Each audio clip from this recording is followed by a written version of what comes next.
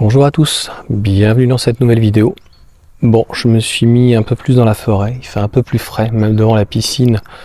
J'avais fait en fait la vidéo donc hier soir, et comme je te disais, hier soir une chaleur et vraiment pas d'air, donc réfugié dans la voiture, et puis j'avais pas forcément envie de faire ça au final dans le canapé. J'aurais peut-être dû, parce que c'est une vidéo qui me tenait à cœur.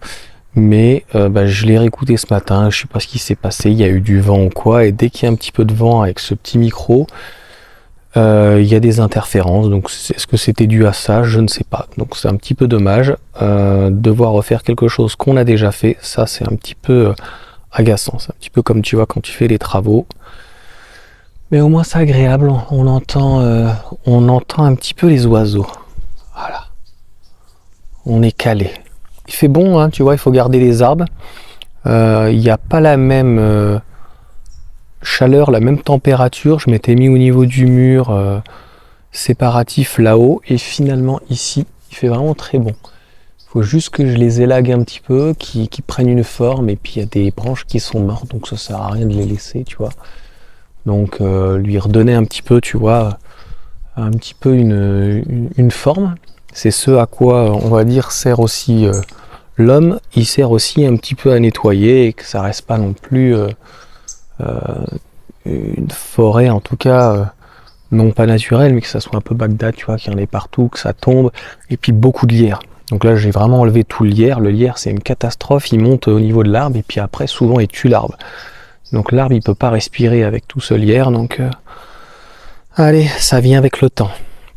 Bon, je sais pas si tu as vu, j'ai mis un petit post là dans communauté. Donc je vous pose la question, qu'est-ce qu'on fait gagner donc pour les 1000 abonnés. Donc c'est inévitable, hein, y arriver quand, je ne sais pas, c'est pas moi qui décide. Là on est à l'heure où je vous parle, on est à 859, je crois, c'est précis, hein. Donc j'ai vu ça tout à l'heure. Donc je sais pas, ça va de 10 en 10 ou de 20 en 20. Peut-être que ça sera la fin du mois, peut-être que ça sera la mi-septembre, peut-être que ça sera fin septembre. Je ne sais pas trop, mais je m'organise pour savoir qu'est-ce qu'on fait gagner. Voilà, donc est-ce que c'est un kit d'entretien, je trouve que ça peut être sympa, ou éventuellement de la technologie. Et puis je voulais faire une boutade en fait avec le compresseur, on va dire, enfin le gonfleur Xiaomi, qui est plutôt assez sympa. Il y en a même d'autres et sans marque que j'utilise pour les vélos, pour les voitures. Et puis la petite boutade, c'était d'éviter d'aller à la station auto là où il y a l'essence, hein, très souvent juste à côté. Ça permet de le faire directement chez soi. Donc je vous laisse regarder en tout cas dans communauté. Et puis j'aime bien prendre les devants comme ça. Donc là, c'est une petite intro comme d'habitude, et on va parler donc du vif du sujet.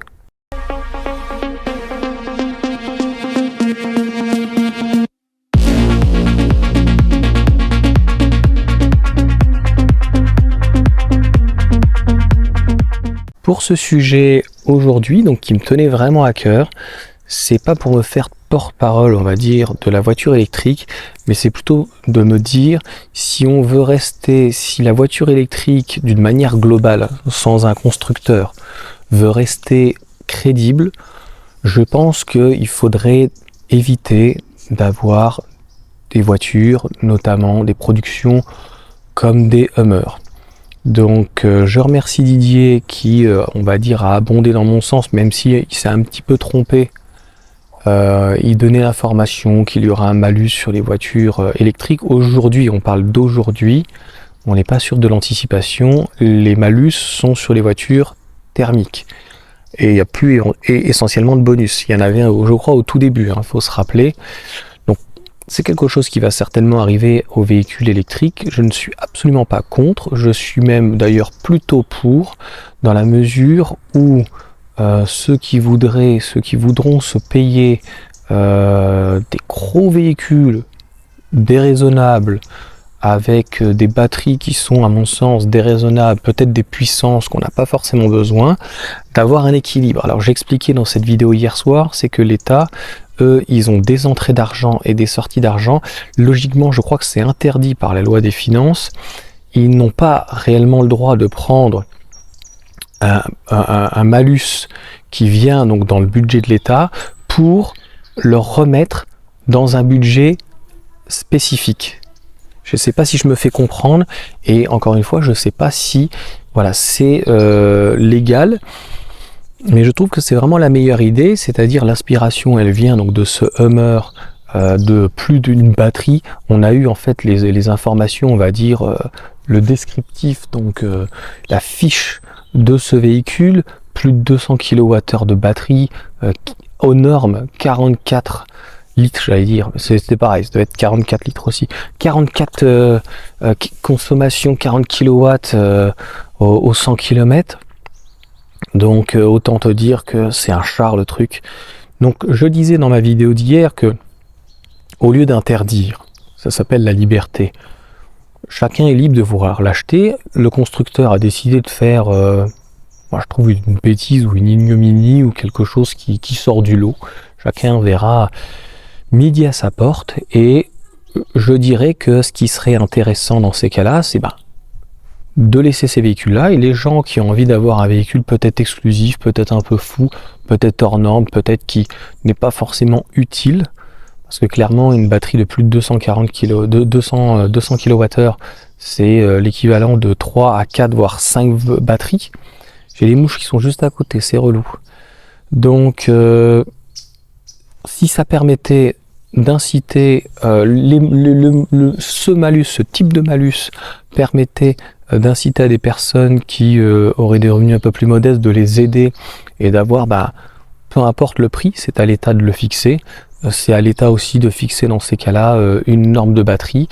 Moi je l'ai toujours dit et j'en ai discuté, donc pour le coup c'était hier quand on a essayé la MG4 avec Grégory, c'est que pour le quotidien, une batterie entre, on va dire, 40 kWh et 50 kWh, je pense que ça suffirait largement. Ça permettrait d'ailleurs de réduire les batteries, parce que on voit même Tesla avec leur modèle 3, ils ont commencé, je crois que c'était 50 ou 52, puis 55 je crois, et sachant que c'est à chaque fois du net, donc c'est plus finalement. Là 60, et là on nous parle de 66, alors je sais pas si c'est du brut ou du net, et il y a énormément, il y a plus beaucoup de voitures en tout cas qui sont à 40, 50 ou 60 kWh. Là les batteries commencent à dépasser les 60, 70, 80, on entend parler de 3008 avec 86 kWh, donc ça je trouve commence à devenir beaucoup. Le nerf de la guerre, c'est pas la quantité, j'ai toujours dit la quantité à la qualité, mais c'est plutôt notamment donc la MG qu'on est allé essayer hier. Le vendeur était très bien, connaissait son métier, et donc il y a Kia à côté avec donc le 800 volts notamment qui est intéressant pour les batteries, et une architecture donc 800 volts. Au-delà du 800 volts, il y a vraiment l'effort à faire sur les charges, surtout la charge, clairement la charge rapide. Une charge lente, 11 kg, ça suffit franchement largement. Je dirais même qu'à l'extrême 7, mais quand tu es en monophasé, je crois d'ailleurs que tu es à 7, 7,2, 7,3, je sais plus, excusez-moi de ne pas être assez précis peut-être pour certains à votre goût, mais l'essentiel est là. L'essentiel, ça sert à rien à mon sens d'avoir une 22, de pouvoir charger à 22 kW. Donc, entre 7 ou 11, elle me saoule cette mouche, entre 7 ou 11, donc là il n'y a absolument aucun problème sur la charge lente. Sur la charge rapide, si on avait des batteries on va dire de 50 kWh et un gain de poids, un gain au niveau de l'efficience, et de se rapprocher des 10 à 15 kWh sur des longs trajets à 110 ou à 130, c'est des mathématiques, ça voudrait dire qu'on se rapprocherait des 300 km. 300 km, je vois que c'est l'idéal. Moi, avec le modèle Y, je suis plutôt entre 200, 220, 240, 270. On sait très bien que c'est comme une voiture thermique. Quand tu fais ton plein, tu vas pas jusqu'au bout. Tu te laisses une marge entre 10 et 20%, donc tu vas recharger entre 10 et 20, et tu vas recharger le véhicule jusqu'à 80. Même l'idéal, ça serait un 10-90. je trouve à peu près 80%, parce qu'il parle du 20-80, ça fait que 60%, tu n'utilises que 60% de la batterie.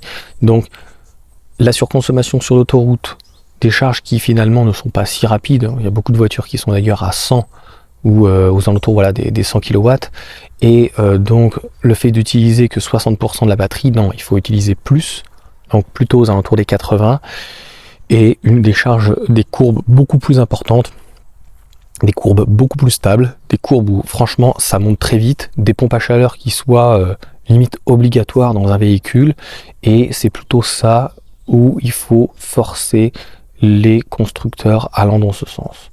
Donc pour conclure, si il faut avoir des systèmes de malus par rapport à un poids, par rapport à une puissance, une taille de batterie, par rapport à une puissance moteur, différentes choses, quitte à différencier aussi quand même la taille du véhicule. Bien sûr que des gens, des personnes qui sont à 5 dans une voiture ou à 7, obligatoirement le poids du véhicule va exploser par rapport à sa taille, c'est par rapport toujours à l'usage. Moi ça ne me choquerait pas en tout cas, et le but ça serait de pouvoir aider les personnes qui veuillent, qui n'ont pas forcément les moyens de pouvoir en tout cas passer à l'électrique, peut-être de pouvoir y passer.